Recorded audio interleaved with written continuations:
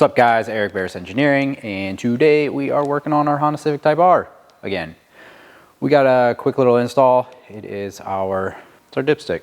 So we're basically going to install our dipstick handle on the factory dipstick tube thing. I don't know what you want to call it, dipstick thing. And it's a very simple install overall, some simple hand tools. I'll basically walk you through it. First, we're going to go over what's included in the kit, then we're going to go over the tools required for install, and then finally, we'll actually do the install itself. Let's get to it.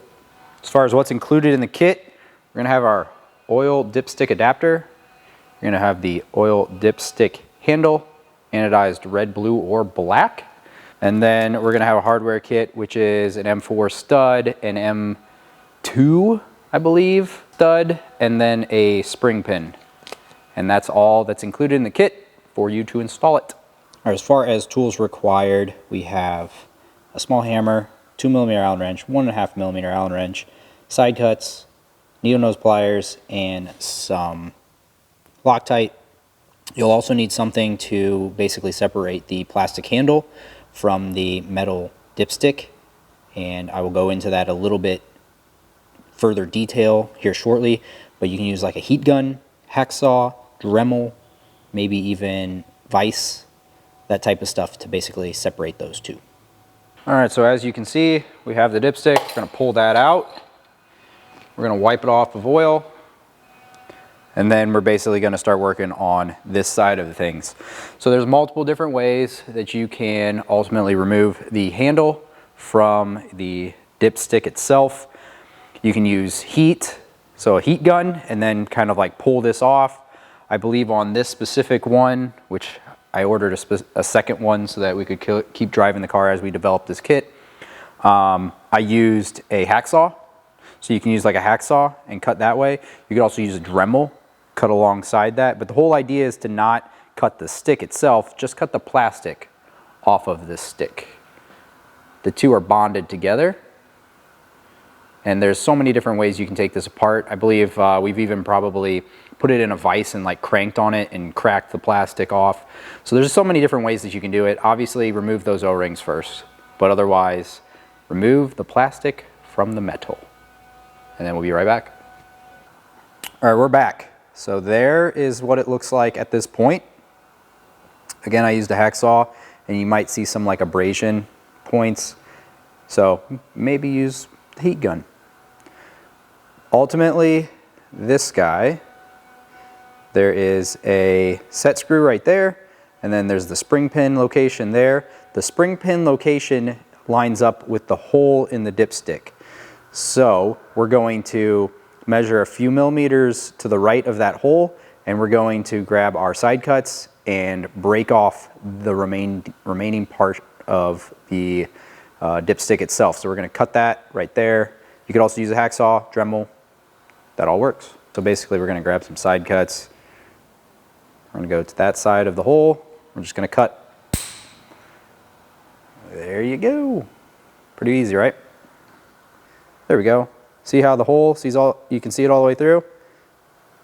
We're going to install the spring pin into the dipstick adapter at this point. And then we'll also we'll work on that set screw next too. It's probably one of the worst parts or hardest parts of the install. So here's the spring pin. You can see it's got that gap right there. On one side, I'm actually going to close this down a little bit more to make the install a little bit easier. So we're basically going to just allow it to go into that hole just a hair easier on one side. It's probably really difficult to capture that, but that way it'll go into this hole a little bit easier, and then we can press it. Oh God. All right, so we got the spring pin installed. Walk through how we did it real quick. I used needle nose pliers and I held it in place with a small hammer. I then started it. We then lined it up on the other side to make sure that the hole in this lined up with the hole in that. Hammered it all the way through. Now we're going to install that set screw. The set screw is kind of optional. I just don't like how it kind of moves, like it wiggles a little bit. It's not bad, but it wiggles a little bit. That set screw will ensure that it's like basically part of the stick itself, and it kind of gives it a little bit more of a polished feel instead of it kind of wiggling around a bit. We're gonna throw a little bit of red Loctite on that, and then we'll tighten that. It doesn't need to be crazy tight, just a little bit of red Loctite in there, and then with the set screw installed. And then we're gonna move on to installing the M4 stud so that we can tighten on the handle. All right, and we are back. We have the M4 stud installed into the handle. That is tightened with a 2mm Allen wrench. We have red Loctite on both sides of the stud. Not sure if it's showing through or not because there's a bunch of red, but there's some red Loctite on there. We have the M2 stud tightened, and it does stick out a little bit, but not much. M2 stud is tightened with a 1.5mm Allen wrench. Again, we use some red Loctite to make sure that that doesn't ever back off. We're going to thread the two together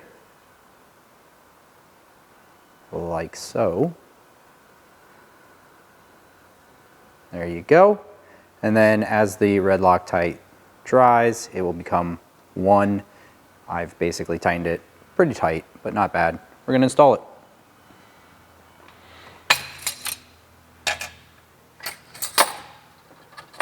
All right, guys, that concludes the install of our dipstick handle.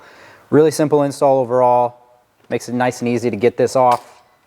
Pull it up, check your oil. I did check, and you guys are willing to check as well at home, but the dipstick level, or the oil level on the dipstick is the exact same location, which is what should be happening as long as you do everything right.